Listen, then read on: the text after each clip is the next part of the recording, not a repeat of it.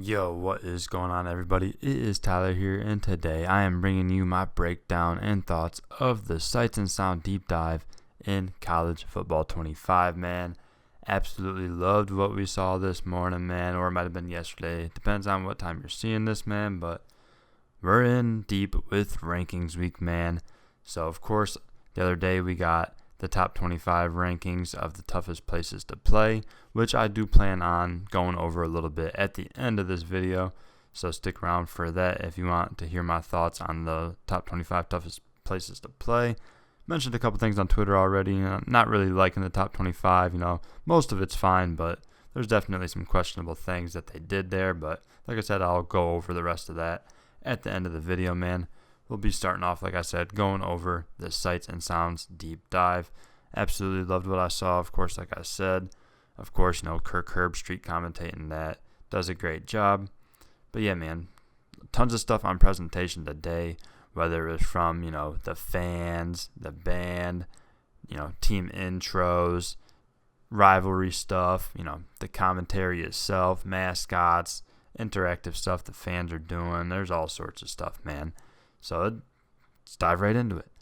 So starting with the pageantry and traditions, man. Like they said, everyone is someone's favorite team. So they put a lot of pride and time into, finding all the good traditions across the entire country, man. It's a lot of teams, man. So they did, it seems like they did a lot of work. And based off what we're seeing from, a lot of different stadiums and a lot of different teams, they definitely have delivered from what I've seen so far.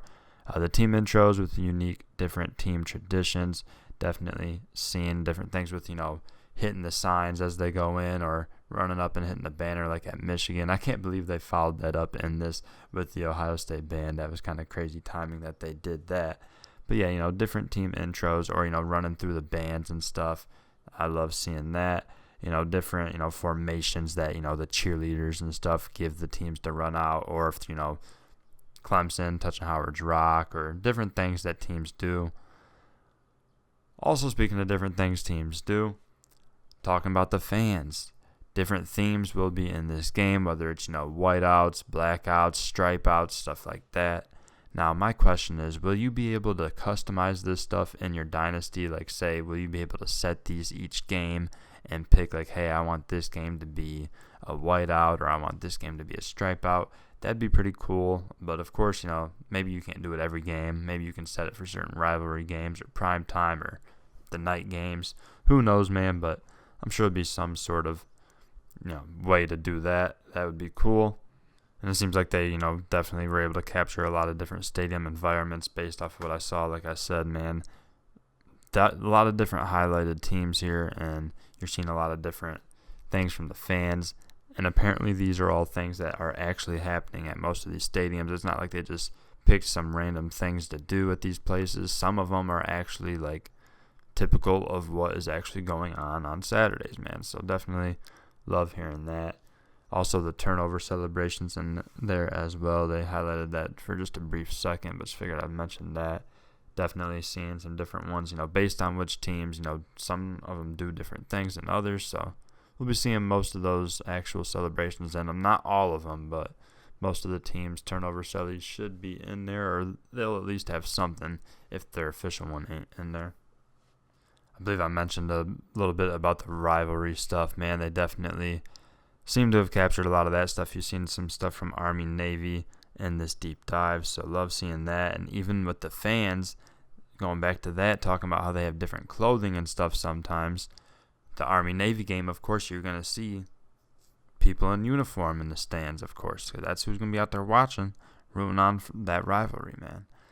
So, also with like the weather and stuff, it sounds like even the fans, not just the players, will, change wardrobe based on if it's cold out or, rain and all that good stuff.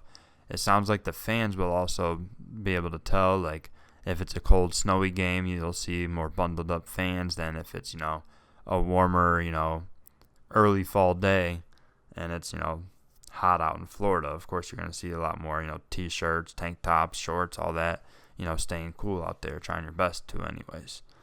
But definitely would like to see that, man, because of course it wouldn't make no much sense to see a bunch of people in t-shirts and shorts if it's, snowing out. or would it make sense to see a bunch of people in big old coats if it's, hot and sunny? So definitely cool to see that. Another thing, mascots, they talked about a lot, and you see a lot of different interactions with the mascots as well. So not only are they in the game, but a lot of them are doing different things. Like you see the Penn State Nittany Lion getting up on the push-up board as well.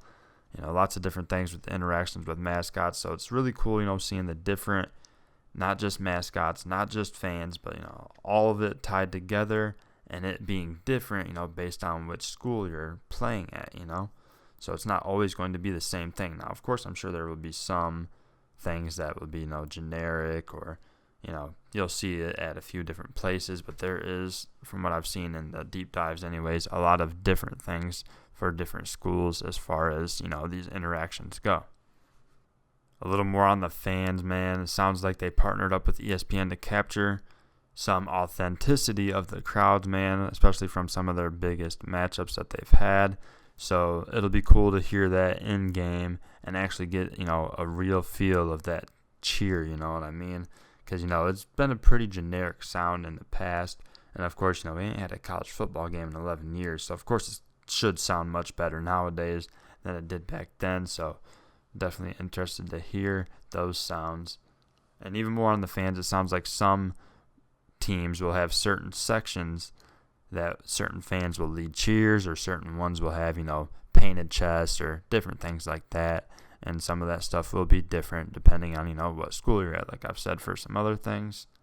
And then, of course, different teams also have, specific hand signs that, the fans will put up. Like Miami, Florida has the U, of course. TCU, they do that weird thing with their hands for the Horned Frogs. There's a few different things, for different teams with that. But, of course, the U, the most iconic. So you'll see, different teams, have stuff like that where, fans, throw that up. And the last thing I'll mention from the deep dive video specifically is that broadcast and commentary. And I've mentioned this stuff before, but, man, I've heard, Kirk Herbstreit and Chris Fowler say multiple times now all the, hundreds, thousands of hours that they've put into recordings for this game, man. And, yeah, it sounds like every scenario possible has some sort of commentary for it. Like the example they gave in this was a call for a pick 2, winning a game in overtime. So that was pretty cool to see. But yeah, man, I'm sure they'll have all sorts of different ways they can call, different scenarios, different outcomes. There will be a call for everything. And then speaking of different calls, reminder, if you didn't know, that they do have the alternate cast. You also have David Pollack, Reese Davis, and Jesse Palmer in the game. Now, I'm not sure if all three of them guys will be calling the other games, or if it will just be two of them. Then maybe one of them is a sideline reporter, or, the in-studio update sort of guy. I would expect that to be someone like Reese Davis, but maybe they got Reese doing games too. Maybe, who knows? Maybe there's a whole other person that we haven't heard yet, which would surprise me. But either way, that's pretty much all I wanted to mention there as they wrapped it up with that broadcast and commentary stuff. But yeah, man, like I said, loved what I saw from that Sights and Sounds deep dive. Let me know in the comments below what you thought of it, man, and I still have more to go over as well. All right, I'm going to go through some of this article here with you as well. A lot of this stuff at the beginning is basically everything we just said and went over. But there's a lot of cool stuff in this, so I'll definitely link it in the description if you want to read through this whole thing. But I'll definitely go over some of this stuff down here at the bottom that I'm interested in. Starting off here, you got Boomer and Sooner, of course, the two horses out there for Oklahoma. And they actually have the OU logo painted in their front hooves, man. So that is insane detail. Boomer and Sooner will both be in the game. So this is awesome to see. This looks great. I will mention this about the mascots. I talked about them a lot. I will say here, they let you know we have 50 total mascots in the game, including 40 team mascots and 10 real animals representing their schools. So that's cool. So I did mention earlier the turnover celebrations here in the article. They list a few that you'll see: chainsaws, championship belts, basketball hoops, and even a throne. So that's kind of wild. Of course, we already seen the basketball hoop and some trailers. Here you see Clemson in the graph. You see how they kind of make it. And then we also seen, I believe it was Pitt in one of the earlier deep dives as well doing this. So definitely cool to see a few of those listed. But yeah, man, a throne possible. So I wonder if you can set stuff like this. Like if you make your team builder team, can you set your own, turnover celebration? Or maybe even any team. Maybe you can go in and change them if you're in Dynasty. Check this out. For schools that were farther away, we requested reference materials, and over 80 schools responded, providing an average of 1,000 photos each, amounting to a staggering amount of nearly 80,000 photos to reference from. So that's cool, man. The fact that these schools were willing to do that, man, and send so many photos, they really cared about getting all these details, man, and they delivered well. So even the schools, like I didn't mention before this, they went to a lot of these schools, like Florida. I'll show here real quick. They went to a lot of these schools to get these details, man, but of course they couldn't go to every single one. Of course, they got, their headquarters out there, I believe in Tiburon. I don't know if they're still there, but either way, I'm sure they went to all the schools out there in Florida and in the southeast part of the, country. But either way, they still were able to get so many photos that they, I'm sure they didn't even request that many, but the schools delivered, man, and that's awesome to hear that, that just shows that they actually care, and a lot of time went into this, and everyone's, pitching in, trying to make sure that this game looks great. And they plan on doing updates if needed throughout the game, so even after launch, if something's changed at a stadium, they will be able to update that if needed, or if something's wrong, they'll, I'm sure they'll fix it quick.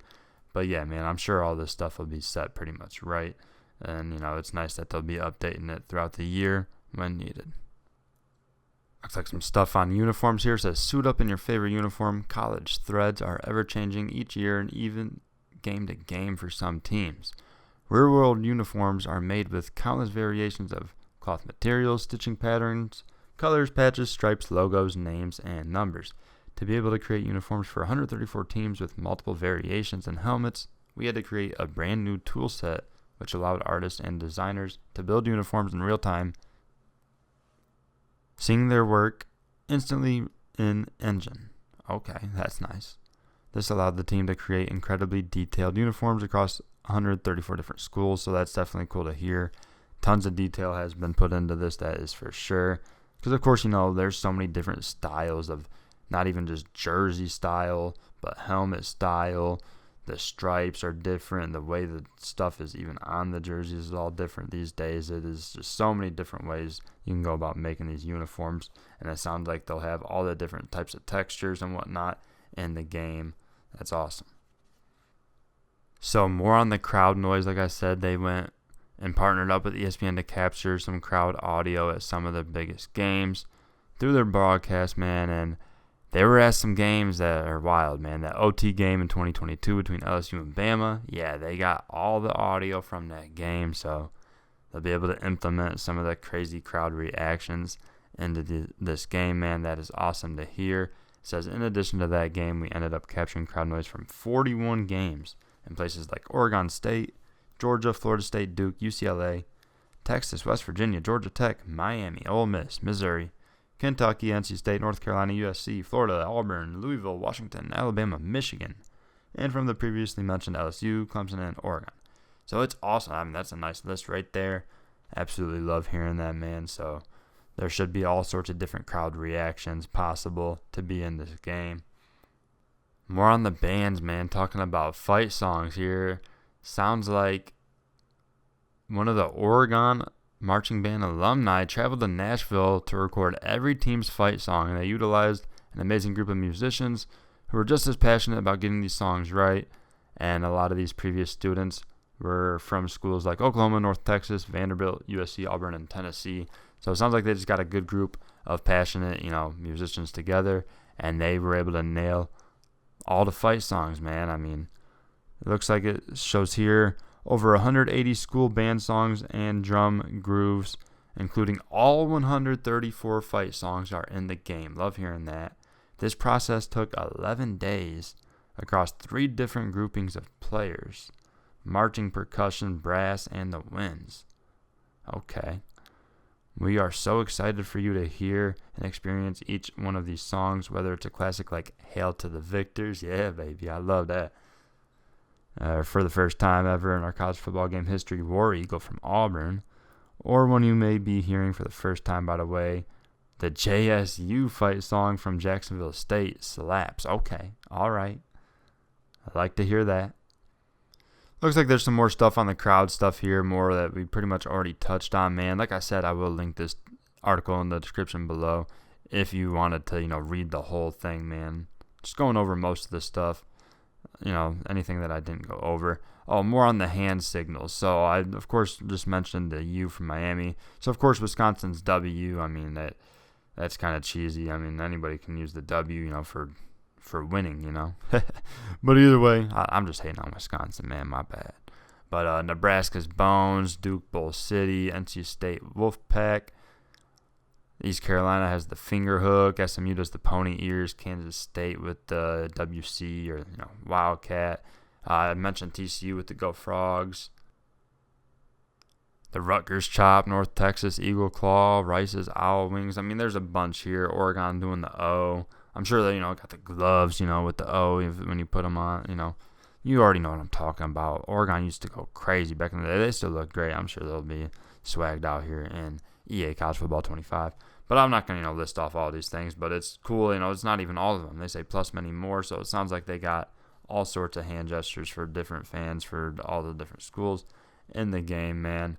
I'm sure it's not just hand stuff. It could be, your whole arm motions and all sorts of stuff, man. But more on the fan stuff as well. Going to chants here. It says another huge tradition essential to college football is stadium-wide chants. Like I said earlier, sometimes it will be certain sections even, customized as certain, stadiums for certain schools. We'll have, certain, sections that will, be leading certain chants. And for here it says, schools that they weren't able to visit, we went to the top of the parking garage at the Orlando studio and yelled out each chant over and over again to nail down the pace and accuracy for each chant needed. 11 sessions later, we ended up capturing over 220 chants for our game from, I'm not going to say that one. Y'all stink. To the third down chirps for the Cardinals for Ball State. We've covered as many as possible. So that's good to hear, man. Sounds like they got all sorts of chants, all sorts of crazy ones. So, I mean, we're going to be hearing all sorts of stuff throughout these games, whether it's the band, the fans, all of it's going to be culminated together into an absolute masterpiece, I'm sure. And here it goes on to say, not only will you hear the chants, but many are timed to the mass crowd movements like Let's Go Blue with the crowd pumping their arms into the air 3 times, or the war chant with the whole stadium doing the tomahawk chop. That'd be awesome to see, man. Beyond what I've already mentioned, here are just a few more of the chants to listen for.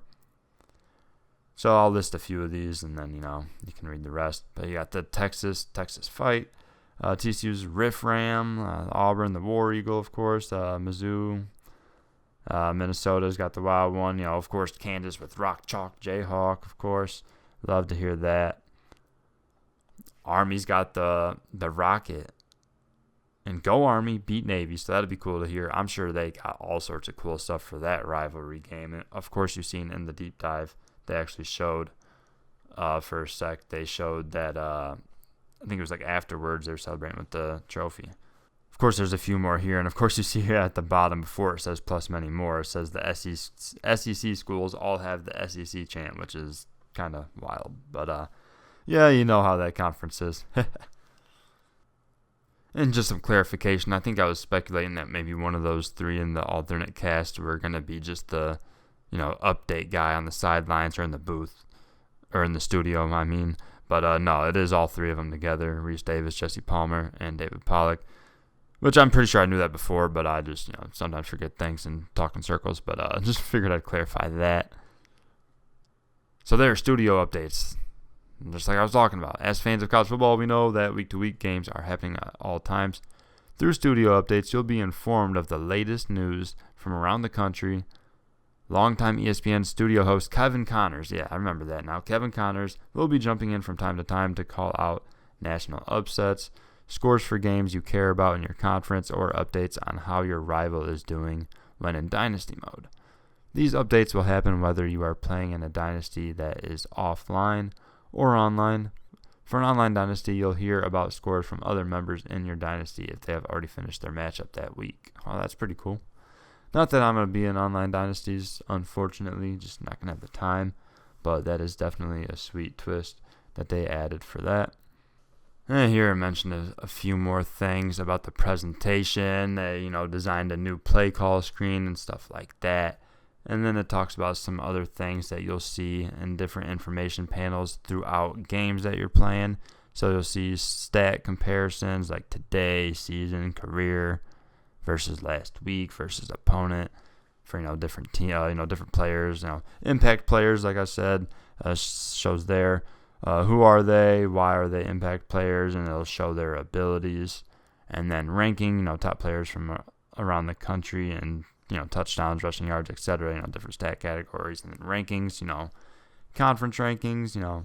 Top 25, whether it's the media or coaches poll, and then potential playoff brackets. Once you get to the end of the season, I'm sure it'll start popping stuff up like that. They'll show the wear and tear throughout the game popping up, stuff like that, and field goal kicker range will be popped up as well throughout the game sometimes. And then we have over 400 panels to keep each game feeling fresh and new. So that's nice. That's a lot of different panels. So that way, hopefully, we aren't seeing too much of the same stuff over and over again. And here's like a little layout kind of like the play call screen where you'll get like one window that's showing either some fans or, maybe players on the field or maybe coaches on the sideline, stuff like that. And then top right, you'll get, some different, matchup summary, of course, here showing like the ratings for overall offense and defense, or it might show some different stuff for like stat categories, whether you're third in the country in defense or first in passing offense, stuff like that. And then at the bottom it shows, of course, your few plays that you can pick from, and then the scoreboard underneath that. I think it looks pretty clean, man. It's looking solid. But yeah, that's pretty much it for the presentation, man, and that's it for my breakdown and my thoughts. We went over the deep dive video, went over this article, and yeah, that's pretty much all I got for that. And we'll, quickly wrap it up with, some quick thoughts on the top 25 toughest places to play that they gave us. But, first, make sure you comment below, your thoughts on all this stuff. And like I said, I'll leave in the description the link to this article if you wanted to read the whole thing, because I only went over about half of it. The other half kind of was, in the video portion anyways. So over the weekend is when I will probably break down the top offenses and defenses and then the overall team power rankings, which we'll be getting in the next couple of days, of course, on the 27th and 28th. And, by the time you're seeing this video, some of that stuff might already be out, but I will be breaking that stuff down as well over the weekend, so be on the lookout for that. But yeah, man, toughest places to play came out a couple of days ago, and I definitely have some, thoughts on it. We'll just go straight to it, man. You see the top 10 there. It starts off with number 1, Kyle Field. I have no problem with that, man. It's home of the 12th man. They're absolutely insane. It's probably the closest thing to like the Seattle Seahawks when they had the Legion of Boom back when their fans were absolutely insane. Back in early to 2010 area, up to 2015ish and stuff like that. But either way, what I'm saying is number 1, no problem with that. Now number 2 being Alabama is kind of sketchy if you ask me. I don't think that's one of the toughest places to play. I mean, obviously I ain't ever played there, so I can't really say. But I don't think they should be 2. I could see them being possibly top 5, but compared to like these other teams next to them, I think it's tougher to go to like LSU and Penn State and whatnot. But yeah, man, either way, they go number 3 LSU, 4 Ohio State, 5 Georgia, 6 Penn State, 7 Wisconsin, 8 Oklahoma, 9 Florida State, and 10 Florida. Yeah, man, there's definitely some bias involved as we'll scroll down here, and you can see the whole top 25. But yeah, man, there it is. I'm just going to say it right now. Michigan at 16 is insane.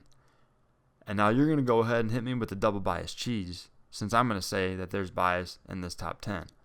I think there's got to be either some workers at EA or, some developers or whatever the case may be, or something like that definitely are alumni of some of these schools that are up higher than they should be. Either that or, it's a combination of that plus SEC bias big time. I'm going to say that right now. Some of these SEC schools definitely are too high. Like Florida, I don't necessarily mind them being number 10. It's just that they shouldn't be ahead of some of the teams that they're ahead of. And also, it's not 15 years ago, bud. I could understand if it was, early 2000s up to 2010, in there, back in that era. It was insane there, yeah. They're top 5 toughest place to play. But right now, I don't think I'd put them at 10, to be honest with you. Or maybe 10's not bad. It's just the fact that they're ahead of some of these teams below them. Like, I think Tennessee would actually be tougher than Neyland Stadium right now. Even Jordan-Hare Stadium with Auburn. And definitely the Big House with Michigan. It's still weird that they don't get those rights to, just put the Big House there rather than Michigan Stadium. But technically, that's the name. Either way, I still think they should just throw the bit. Whatever. That's besides the point. But yeah, either way, you can't tell me it's biased for me saying Michigan should be higher than 16, though. I'm not asking them to be top 5. I know it's not too insane, but we're talking the highest capacity. We're talking absolute nothing but sellouts. For years. For like forever. Nothing but sellouts. To the highest capacity stadium, and you're going to put them at 16? That's crazy, folks. I won't spend too much more time on that, but either way, more on the SEC bias. South Carolina, I don't mind them being in the top 25, but 15 is kind of crazy. They should be more around the 20 area. And speaking of the 20 area, Kinnick Stadium, Iowa, they should be up higher than that too. Not insanely higher, but they should definitely be up around 17, 16, I would think. And same with Texas. I feel like Texas is tougher than they're giving them credit for. Again, I don't necessarily think they should be top 10, but top 15 I think is more realistic for Texas rather than 19. That's a bit odd. I'm sure them fans down there got to be feeling a bit disrespected. And then, like, Spartan Stadium at 22. Like, come on, man. I know they're a little wild. There's just a bunch of crazy drunks, man. East Lansing, I wouldn't go there, folks. Wouldn't recommend. But, yeah. Again, what is it, 10, 15 years ago, folks? What are we ranking? Are we ranking? Is this the NCAA 14 top 25 rank? Like, I don't understand, man. Some of this stuff is like old, new. I don't know, man. Like I said, I didn't want to go over this too much, man. Just wanted to, kind of wrap things up with this and let you know that I definitely have some issues with this top 25. So comment below your thoughts on this as well. Again, I agree with like half of it. It's just some of this stuff is faded. There's some biased cheese involved. But hey, what are you going to do? I'm sitting here complaining about a top 25. Hey, at least we have this, right? Hey, at the end of the day, I'm glad we have this game back, and I'm just absolutely loving it. To end on a positive note, we'll go back to talking about that Sights and Sounds deep dive, just so that we can, get back on the positive side, man. Absolutely loving what we saw from that today. Like I said, one more time, just to wrap things up, man. And yeah, we'll go ahead and get out of here. Slap that like button if you enjoyed. And subscribe to the channel if you are new. Plenty more coming soon. I'll be breaking down more on this game. And then when it comes out, of course, I'll have plenty of Road to Glory series coming. And Dynasty as well. Might even be getting the stream set up. I do have the whole week off work when that game comes out. So we'll be getting crazy, man. Looking forward to it. I'm done yapping. Y'all have a nice day. Peace.